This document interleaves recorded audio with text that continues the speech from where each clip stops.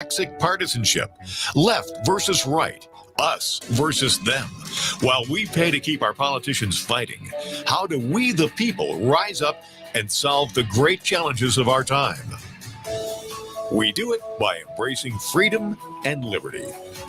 There may be no such thing as a free lunch, but this hour is as close as it gets. Welcome to A Free Solution. All right, welcome to A Free Solution. I'm Kevin Wilson, your host for today, joined by Andrew Hollister, co-hosting with me this afternoon. Thank you, Andrew, for joining us today. Glad to be here as always. All right, and we're live here on WYSL today over at WACK out in Newark. Appreciate y'all being here as well. And, well, Andrew and I, we have a topic today that I think's gone a little bit undercovered. Like there's a big story on it, but it's something that I think is worth talking about. It has to do with the deep state, it has to do with assassination plots, stuff that's spanning multiple administrations. All the cool spy movies. Yeah, I mean, there is, goodness, a plan to have a shootout / car chase in a major world city, like legit spy versus spy stuff. Like the plots that came out of this are wild.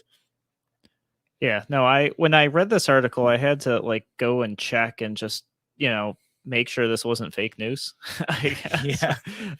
Yeah. Because it certainly reads like something that maybe the average person wouldn't expect is coming out of the taxpayer dollars that they're giving to their government. Or maybe they would. I don't know. I don't know. But I guess to kind of prime the conversation, we should tell you guys what WikiLeaks is, in case you haven't heard of WikiLeaks. WikiLeaks is essentially a journalism organization who allowed anonymous sources to upload basically anything to their website. If you thought it was news, if you thought it was important, if you thought people should know about it, you can upload information to their website and they'll kind of check it out and publish it, basically. And what that turned into, for years and years, they were kind of ignored. And then somebody uploaded footage of U.S. troops opening fire on, I believe it was in Afghanistan, and killing some reporters. And the Pentagon refused to show any of the footage. Well, somebody who had access to the footage uploaded it to WikiLeaks. And they started being taken much more seriously because now there's footage here on the internet the U.S. government refused to release, showing actions taken that were being denied and maybe not necessarily covered up, but certainly they weren't providing this information. It wasn't publicly accessible. And there it was. So fast forward a little bit more, Edward Snowden, many of you guys know the name, had also given information to WikiLeaks when he found out that the U.S. government was spying on its citizens. And that story could take, 17 episodes to get through, which we don't have today. So he distributed that information, also gave it to the folks like Glenn Greenwald, who had done the whole NSA spying thing, as Edward Snowden was fleeing to, I think, first to Hong Kong and then over to Russia, who, for totally spiteful reasons, is allowing them to stay there. Let's not pretend the Russians are the good guys here. They're absolutely the bad guys, but to spite the U.S., they're letting Edward Snowden stay in their country. And yeah, so some of the first stuff you're referencing, though, it was the stuff that was initially released by, active U.S. military personnel. It was released by Chelsea Manning, going by Bradley Manning at the time. So they released these videos of essentially war crimes being committed. And this was stuff that kind of journalists sort of knew about, the people in now I'm forgetting now if it was Afghanistan or Iraq, I had known about too, and we're trying to get that story out. But they said this is a state secret. You don't get to know about any of this. We're not releasing any of the video, none of the information. And so Chelsea Manning's just like, well, you know what? I'm just going to do it. This is the right thing to do. People need to know about this. This is a crime. Like, I'm not going to be part of covering this up. They sent it to WikiLeaks. And basically, after that, that's, as you said, WikiLeaks had gotten a little bit of attention beforehand. But after that, WikiLeaks was really on the target list for the CIA and for U.S. intelligence agencies, because they said that they were facilitating, not merely like publishing, but facilitating the disclosure of like classified information. Essentially, like they're encouraging people to leak state secrets, and accuse them of espionage and all these things. And so that's what happened with that. And then following that, Julian Assange, who is actually an Australian citizen heading up WikiLeaks, he was accused of rape, and they were trying to extradite him, and the US is trying to extradite him. And then he was in the UK and then ended up getting held at the Ecuadorian embassy for several years. And it's kind of where he's remained. That things have kind of soured there. And now the US is in the process of trying to get him over to our country to face a whole host of charges, some of which could potentially include, either lifetime prison sentences or the death penalty. So it's serious business stuff that like the UK courts are considering in the extradition process. And the American government, again, spanning multiple administrations, is doing a couple of concerning things. So like one is they're kind of trying to redefine what is and isn't a journalist, right? So Glenn Greenwald has a great tweet thread on this. If you follow me on Twitter at Kevin Wilson Rock, it's one of my recent tweets. Go look at that, check it out, because they said, well, these aren't journalists, these are information brokers, right? So trying to reclassify them as something other than someone trying to bring to light the crimes of government to the public. And can you imagine that too? Like these are the steps to take away freedoms of speech, and they'll always use some sort of boogeyman to get people to go, yeah, you know what, we should take away this right. And so now if this happens and the US government can determine which journalists are information brokers and which ones are journalists, then they get to choose who has freedom of speech and who gets charged for speech that maybe disagrees with the government, maybe sheds bad light on government. That's a scary thing for me. That's really scary. It is a scary thing. And what WikiLeaks is accused of is basically just being an organization that works on behalf of the Russian government to try to leak bad things about the US. So they're saying this isn't a legitimate journalistic outfit. They're just trying to make the American government look bad by exposing the very, very real crimes of the American government. Because let's be real, a lot of stuff that they publish, sometimes it's just tons and tons and tons of like nonsense. Like they did a whole email leak, and most of it is just not anything that's interesting and important, but you find a few nuggets in there. Like when they did WikiLeaks also did the email dump during the 2016 election that showed how the Democratic National Committee was basically organizing in favor of Hillary Clinton at the cost of Bernie Sanders. So WikiLeaks was also behind that. And that was kind of where WikiLeaks is Russian disinformation. Don't believe stuff. Don't believe these Russians, emails, between like Donna Brazile and Debbie Washington Schultz and all those folks, like being in cahoots with Hillary Clinton to make sure that she got the nomination. Ignore all that. It's the Russians trying to make us look bad. Never mind that actually happened, and that was like real collusion taking place to benefit one candidate over another. Yeah, it's always interesting to me when people respond to getting in trouble or having the light shed on the bad things that they're doing, how they point the finger at the party that exposed them and says something like, that's illegal, you can't tell on me. You can't let people know that I'm doing bad things. Don't look at the bad things I'm doing. Look at the bad things they're doing to show you the bad things I'm doing. Yeah, exactly. So a nice little bit of whataboutism there. Whataboutism being like, well, don't worry about the terrible thing. Look at what the Russians are doing.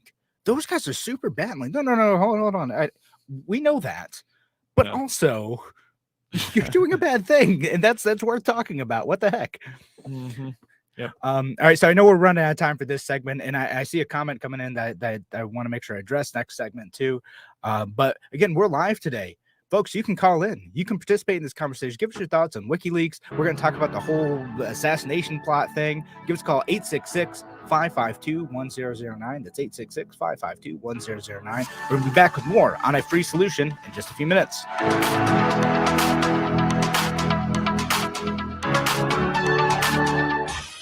Your business relies on computers and technology to operate. Slow, unreliable networks and servers can cause unplanned downtime and affect your bottom line. The experts at Simple Tech Innovations are here to help. Their preventative maintenance program ensures that your computers and network are kept up to date and monitored for any issues, keeping your business running smoothly. They also help clients achieve HIPAA, PCI, and New York State cybersecurity compliance to keep your network safe and secure. Whatever your business IT needs are, Simple Tech Innovations should be your first call. They've won the Best in Rochester 8 years in a row and have an A+ Better Business Bureau rating. Call them today for a free consultation at 585-200-3182. That's 585-200-3182. Simple Tech Innovations. Tyranny. There's going to be no circumstance where you see people being lifted off the roof from Afghanistan. No one thinks it can happen here. Shelter in place until and unless you receive a communication from the U.S. Embassy. And without our God-given right to self-protection as outlined in the Second Amendment, it can.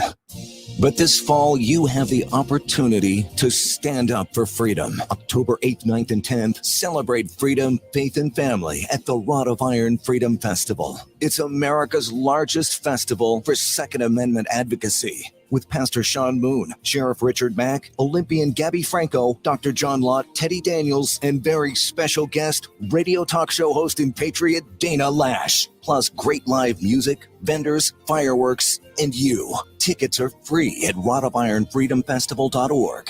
That's rodofironfreedomfestival.org. Join us to celebrate freedom.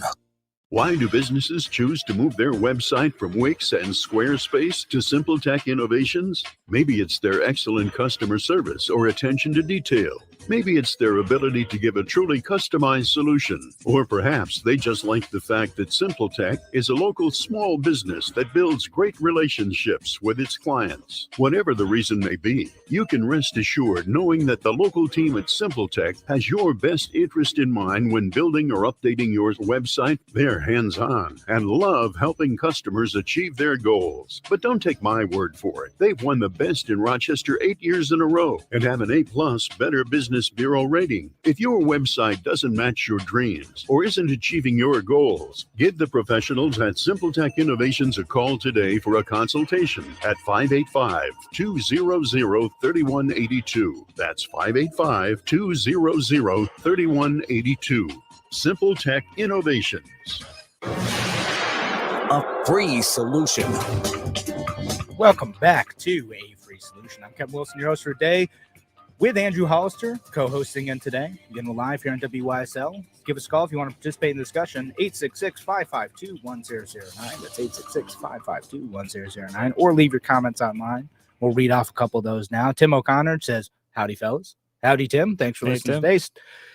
Stephen Morgenstern also giving us a wave. Thanks for listening, Stephen. Wave back. Can't see that on the radio, but we're waving. No, we're waving back. And then Brian asked a question. Says, if it is truly a leak, doesn't that mean by default it is true?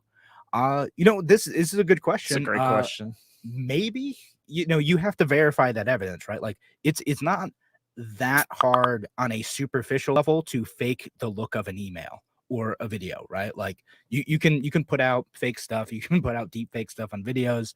And Yeah, you can make something look like it is a email coming from Hillary Clinton or from Barack Obama or whoever, and someone has to go in and verify that that's the real thing. So is it true? Maybe, but someone has to make sure it's real. WikiLeaks supposedly does some of that, but they've been accused of releasing information that's less than true. So kind of independent journalists, researchers, etc., the people looking at this stuff kind of has to use some discernment. Andrew, anything to add to that?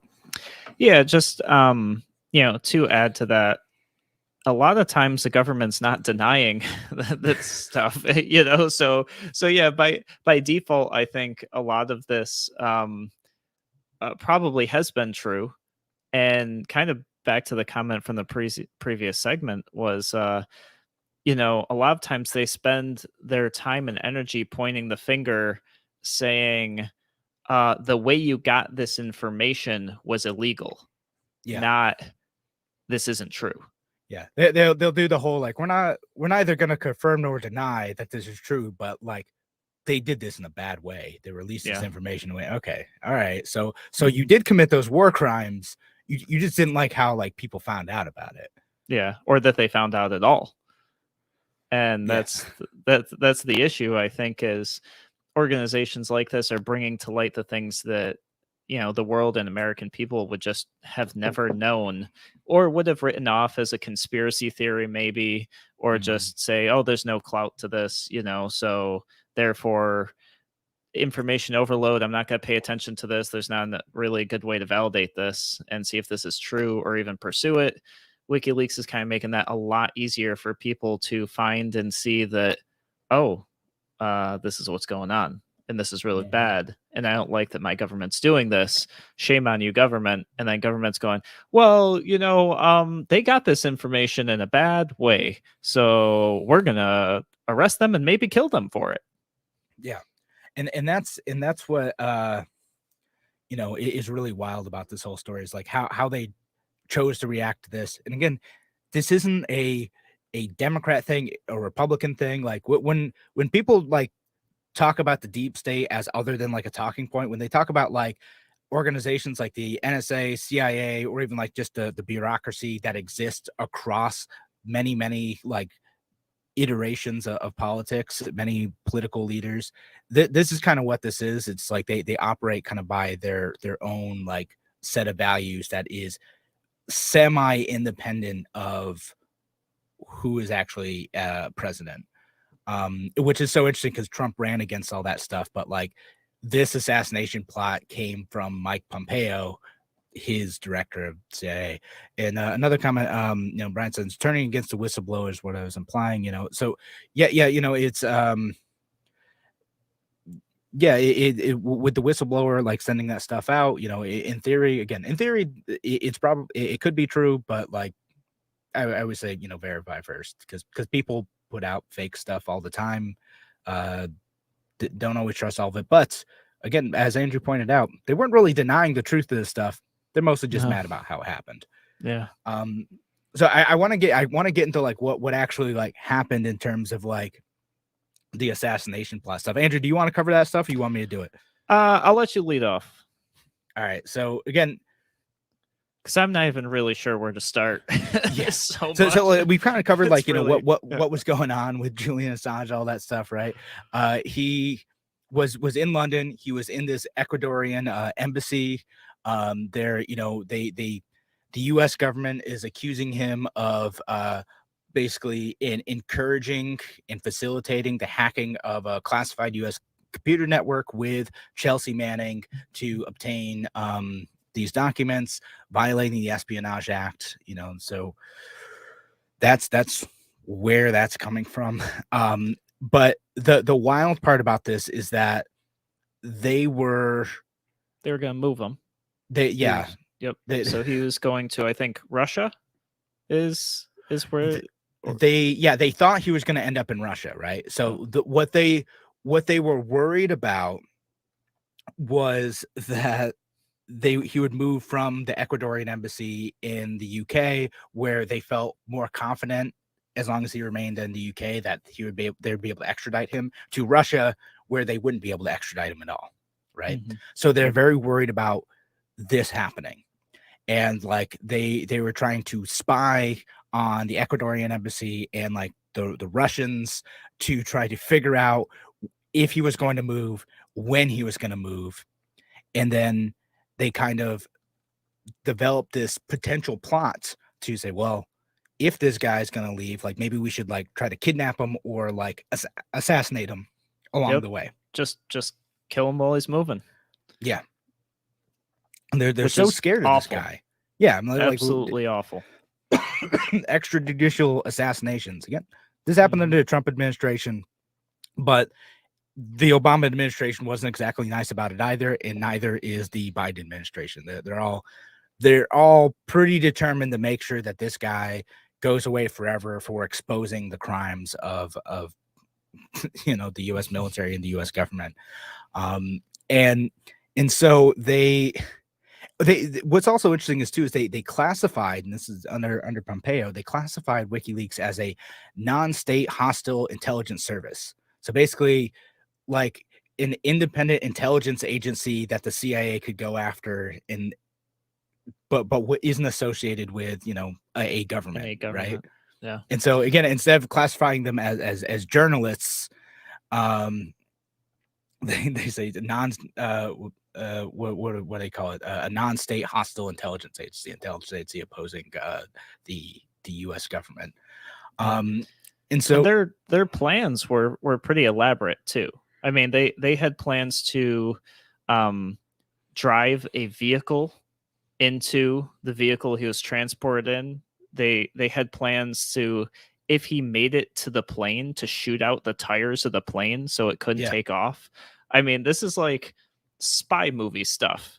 And it's like, it's a bit nuts. Yeah, there are like plots and counterplots. Again, like the spies were all sitting outside of like the Ecuadorian embassy trying to like figure out what each other were doing and sabotaging each other. And they were going to like work with British intelligence services to like facilitate the shootout and like to crash his car into his car to try to extract him. Again, in the middle of the city of London. Yeah. And they even some James Bond stuff.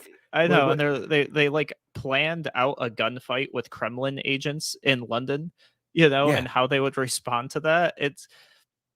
I don't know. I think there's a movie to be formed about this. I mean, it's I don't know. That's crazy.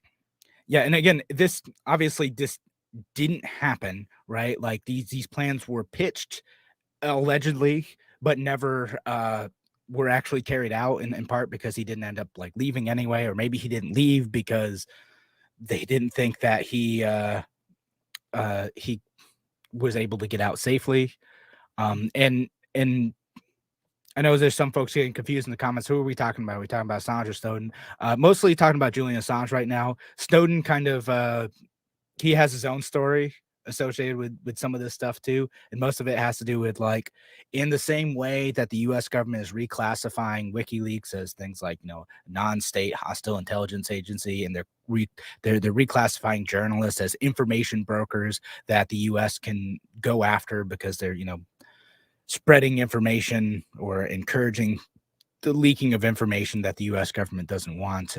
Journalism is, of course, protected, or free speech is protected, but so information brokering, if you're acting on behalf of an intelligence agency or whatever in a way that the government is accusing, is in their minds less protected. Now, that also did not work, by the way. I'm talking about the reclassifying journalists thing.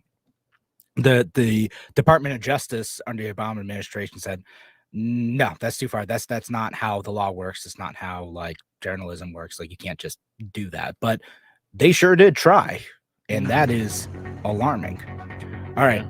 Thanks again for joining us here on A Free Solution. If you have any thoughts on what's going on with the Julian Assange stuff, with this whole story, I'll post a link to the story in the comments. You'll be able to see that on any of our pages if you want to read it for yourself. But if you want to call in too, give us a call, 866-552-1009. That's 866-552-1009. We're going to be back with more on A Free Solution in just a few minutes.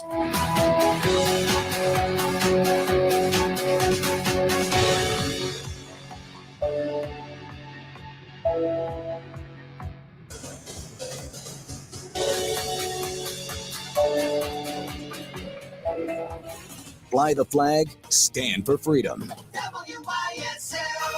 AM 1040 Avon Rochester, FM 92.1 Rochester, and FM 95.5 Spencerport. Here's the latest forecast from the News 10 NBC Weather Center. Tonight we'll have increasing clouds. A couple of showers might move in. A little bit of a cool breeze out of the north. We'll drop down into the low 50s on Thursday. A couple of morning showers. Those will try to clear up in the afternoon, but a bit of a cool day, only in the 50s to near 60. On Friday, should be some nice fall weather, sunshine, fair weather clouds, low 60s for high, and it looks like some decent weather into the start of the weekend. I'm Rich Cornelia, WYSL. Hi, this is Gary Mervis, founder of Camp Good Days. September is Prostate Cancer Awareness Month, and I want to encourage all men, especially those that are 50 and older, to talk to their physician about their prostate health. As men, we don't typically think about our prostate or what it even does until it becomes a problem. Speaking from personal experience, I can tell you that keeping track of your prostate health should be a priority. In order to make sure your prostate is in good shape, your doctor can give a digital exam or order a simple blood test to check your PSA levels. If something is wrong, the best option is to get answers is a biopsy. Prostate cancer is one of the most frequently diagnosed cancer and second leading cause of cancer death in American men. It's very treatable if caught early enough. However, the best form of treatment is being proactive with your doctor. Camp Good Days hosted a number of men's prostate cancer retreats. With the help of Dr. Gene Joseph, chair of the Department of Urology at the University of Rochester, and Louis Eichel, chief of urology at the division in Rochester General Hospital. For more information, call our office at 624-5555 or visit campgooddays.org.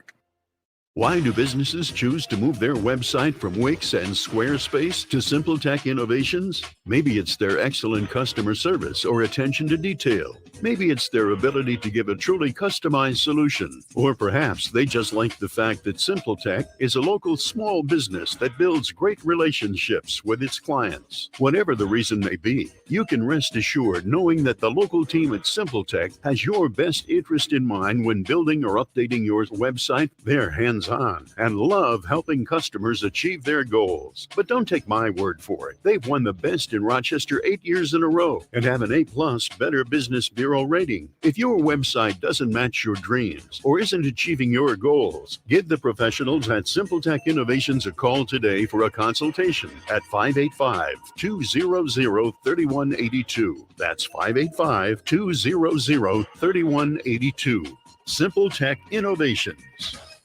This is Vinny Dallo, founder of Cabin Financial. I want to ask you a question. How's your health? In today's environment, personal health is a top priority. I'll be more specific. How's your financial health? We all know the importance of getting a checkup, but when was your last financial checkup? If it's been a while, or you want to make sure that you're on track financially, then you should schedule a financial checkup. That's why you should call Cap'n Financial. We specialize in taking a look at your financial situation and work together to get you on the best track and in the best health of your financial life.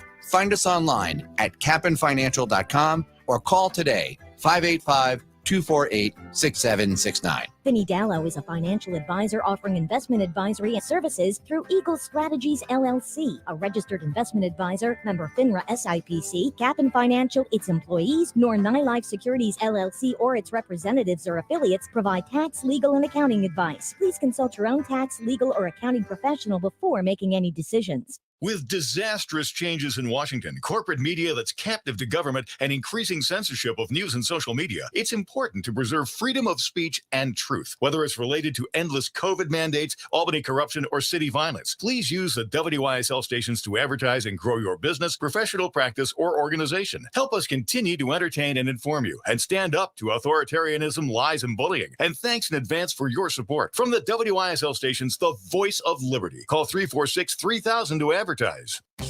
Geneseo Hardware and Rental has all your project needs. They have a large selection of hardware, plumbing, electrical, home goods, lawn and garden, plus much more. Geneseo Hardware offers Valspar paint, Cabot stains, a wide selection of rental items, plus screen and window repair. Get personalized service. Open 7 days a week. Geneseo Hardware and Rental, Route 20A next to Wegmans Plaza. Visit geneseo-rental.com. Experience fall and New York's finest apples at Genesee Country Village Museum on Monday, October 11th. Kids 12 and under are free. Come explore the orchards and take a family photo. See an apple press in action. Learn about drying apples and watch historic cooking demonstrations. Visit gcv.org. A free solution. A free solution.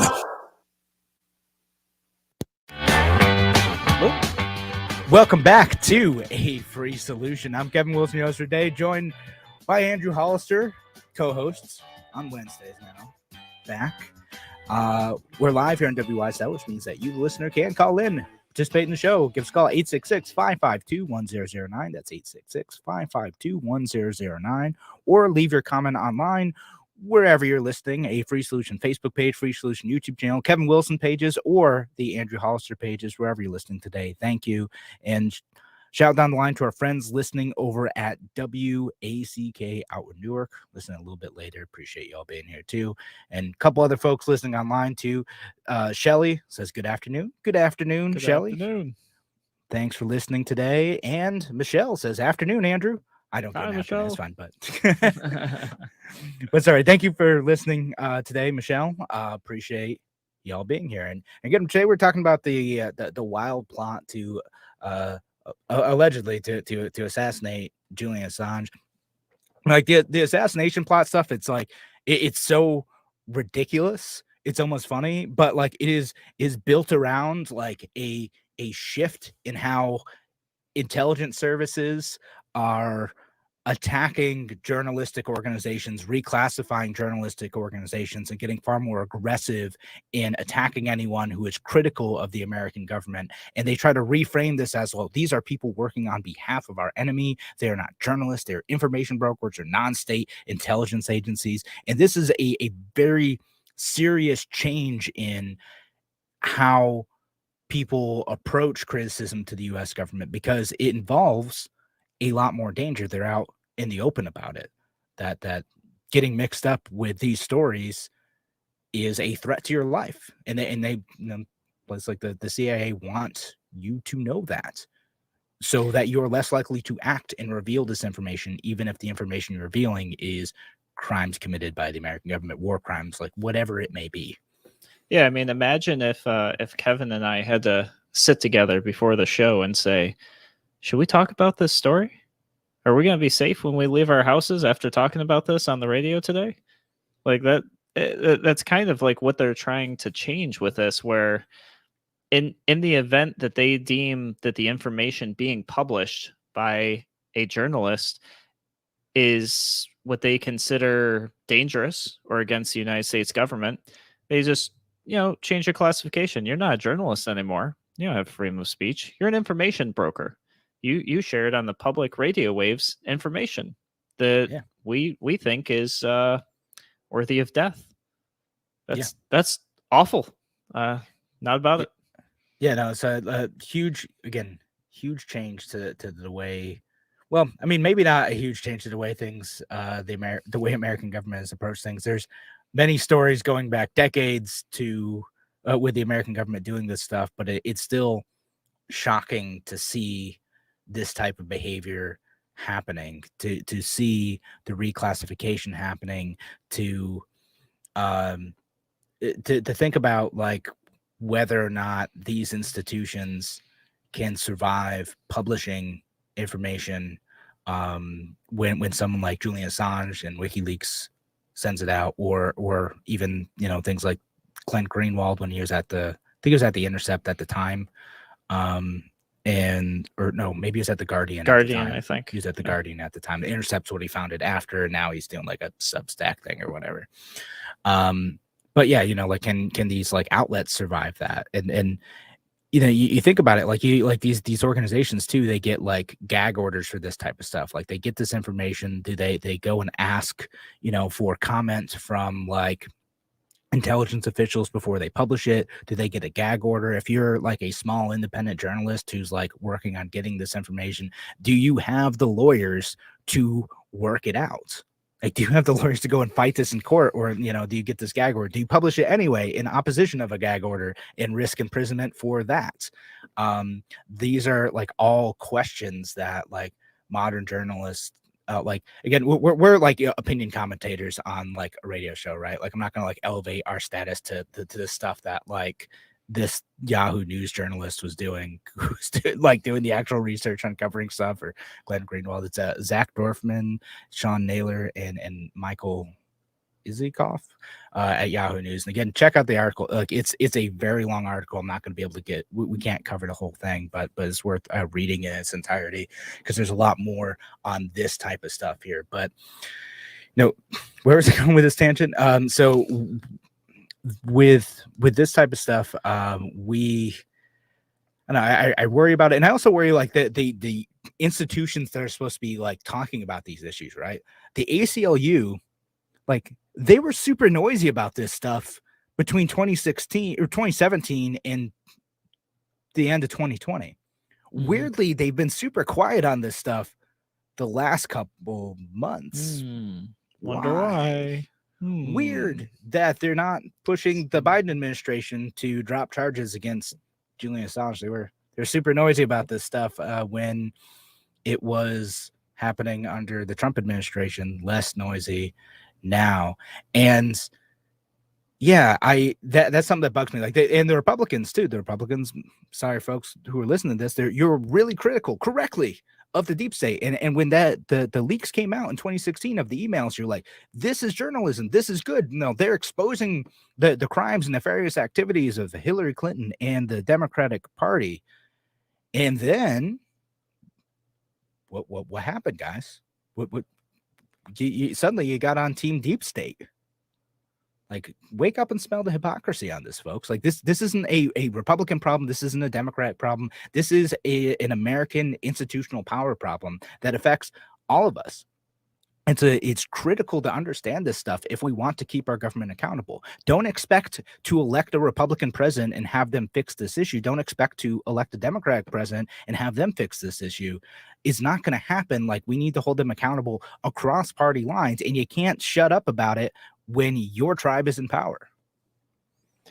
Yeah, that's the party tribalism has been a problem for so long. I mean, we've seen this in every election, and I wish that there was a way to just, I don't know, wouldn't it be cool if we could get to a point where maybe we had nonpartisan ballots, where when you go to the polls, you just see the names, you have no idea what party they're affiliated with. And I think that would help us elect more people who elect people at least based solely on their policy, and start chopping away and chiseling out that tribalism. That would be awesome. I would like to think so. That'd be nice. It's not or gonna people fix be it, like, but maybe people would be like, I'm gonna vote row A all the way because I don't feel like going down that far. Yep. No more race. No more rows. Well, no more rows. Just it's going to be scattered. Every ballot is randomized order. It's funny. Like, I would be curious how it would work. This will never happen. Like, if you had to actually like fill in the name of everyone and the office they ran for, how would that change voting? Like, you could get some assistance if you're like, English isn't your first language, or, like you have literacy issues or other impairments. Sure, you get some assistance there. But like, who do you want to vote for president? You don't get a list. You have to just write down their name. You don't even get multiple choice. Who do you want to vote for Congress? Yep. Oh, you don't remember your member of Congress's name? Oh, sorry. All right. You don't remember who's running? Well, I guess you're not informed enough to vote then. Every single ballot is a write-in ballot. I love that. Will says, elect people solely on cool names. That's oh man, my parents really put me in a difficult position with Kevin Wilson. Not a cool enough name. Not cool enough. Yeah, I'm gonna have to change it. And Brian's saying the duopoly offers policies, the LP offers solutions. Love that. Yep. Free solution. There we go. Yep, name check and good. And that's if I had timed that, so I played that with like the the outgoing music, it would have been perfect, but I did not. Oh, see, there we go. Hey. my producers close. helped me out here. Yep. Just need. All right, so thanks again for joining us here on A Free Solution. Again, Kevin Wilson, Andrew Hollister on the show today. If you want to participate, leave your comments online or give us a call, 866-552-1009. That's 866-552-1009. We're going to be back in just a few minutes.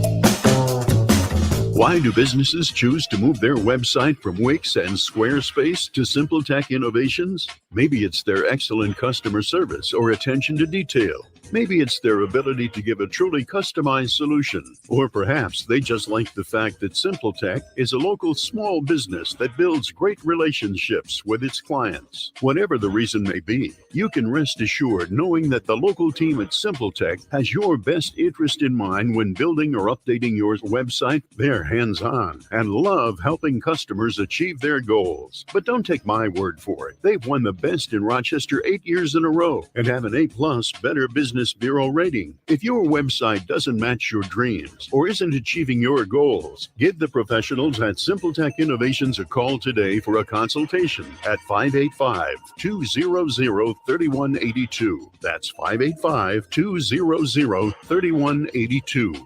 SimpleTech Innovations. Tyranny. There's going to be no circumstance where you see people being lifted off the roof from Afghanistan. No one thinks it can happen here. Shelter in place until and unless you receive a communication from the U.S. Embassy. And without our God-given right to self-protection as outlined in the Second Amendment, it can. But this fall, you have the opportunity to stand up for freedom. October 8th, 9th, and 10th, celebrate freedom, faith, and family at the Rod of Iron Freedom Festival. It's America's largest festival for Second Amendment advocacy. With Pastor Sean Moon, Sheriff Richard Mack, Olympian Gabby Franco, Dr. John Lott, Teddy Daniels, and very special guest, radio talk show host and patriot Dana Lash. Plus great live music, vendors, fireworks, and you. Tickets are free at rodofironfreedomfestival.org. That's rodofironfreedomfestival.org. Join us to celebrate freedom. Your business relies on computers and technology to operate. Slow, unreliable networks and servers can cause unplanned downtime and affect your bottom line. The experts at SimpleTech Innovations are here to help. Their preventative maintenance program ensures that your computers and network are kept up to date and monitored for any issues, keeping your business running smoothly. They also help clients achieve HIPAA, PCI, and New York State cybersecurity compliance to keep your network safe and secure. Whatever your business IT needs are, SimpleTech Innovations should be your first call. They've won the best in Rochester 8 years in a row and have an A+ Better Business Bureau rating. Call them today for a free consultation at 585-200-3182. That's 585-200-3182. SimpleTech Innovations.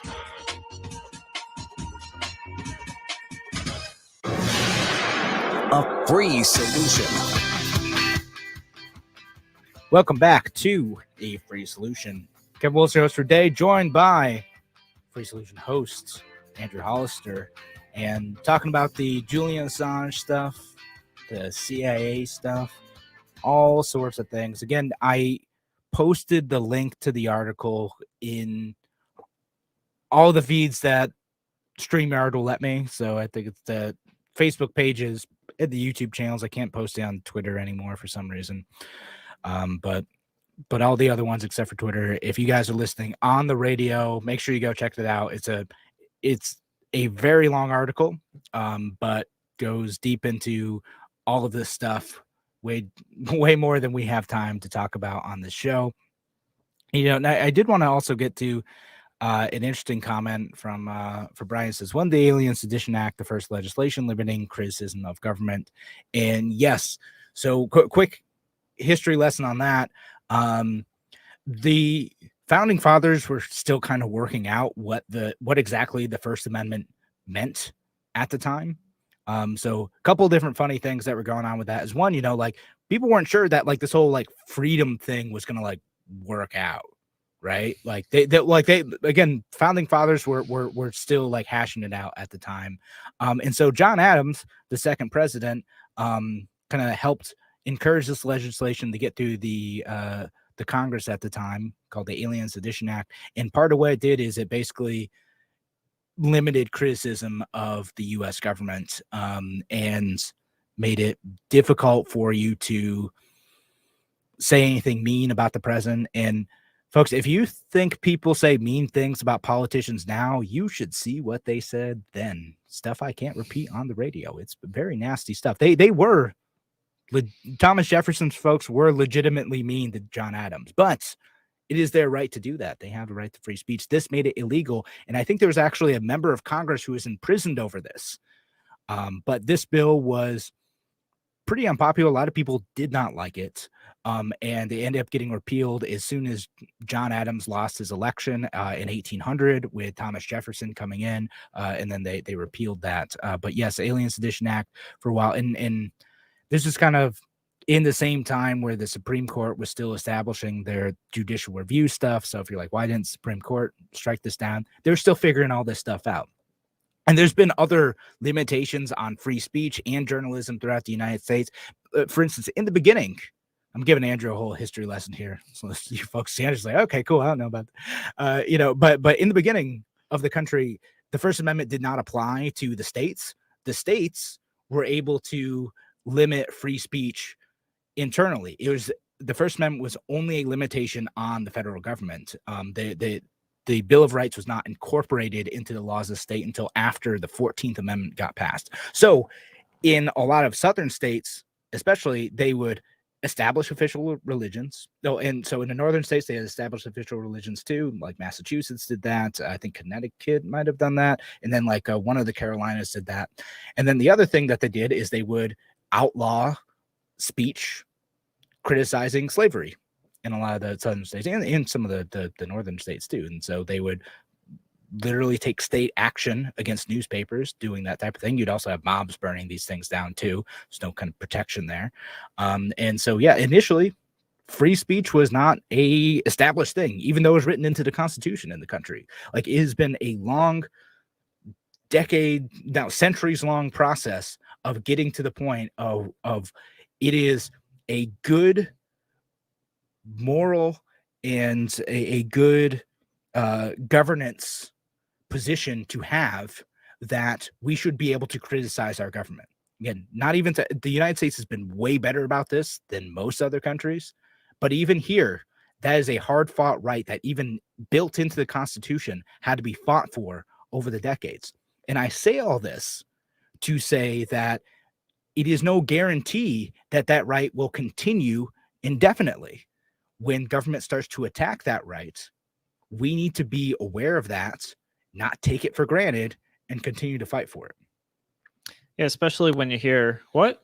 In the United States? That could never happen here. Well, it has. And it could. Yeah. And it's heading in that direction. Mm-hmm. So even people like the founding fathers, they were imperfect folks, which is why they wrote the Constitution the way they were, because they recognized that they were imperfect. They were, men, not angels. And also why John Adams is one of the worst presidents. We should all hate John Adams. That guy is terrible.